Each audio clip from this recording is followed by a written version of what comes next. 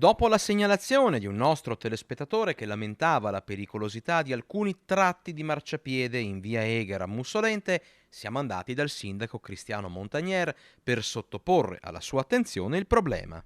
Dopo la vostra segnalazione, ringrazio Rete Veneta per averla accolta, si è andati a vedere, in effetti diciamo che il primissimo strato proprio della copertura diciamo, è ammalorato, quindi lo dobbiamo assolutamente sostituire. Ecco, adesso l'abbiamo programmato, però è logico che un po' di soldini ci vogliono, quindi c'è una programmazione anche all'interno del bilancio.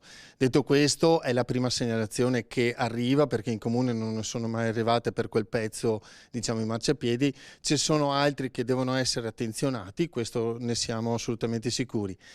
È un'attenzione sui marciapiedi che noi abbiamo già da diverso tempo perché anche con il PEBA, quindi il piano per l'eliminazione delle barriere architettoniche, ci stiamo mettendo mano e tutta una serie di interventi, anche quello su via Dante Alighieri che ha tolto il vecchio marciapiede per lasciare posto a una nuova pista ciclabile e va in questo senso. Tempistiche per vedere i lavori completati? Abbiamo messo diciamo, in programma anche di riuscire a fare diciamo, da settembre in poi comunque entro fine anno, ecco questo assolutamente perché normalmente quel tipo di interventi necessitano di diciamo, migliaia di euro. Ecco.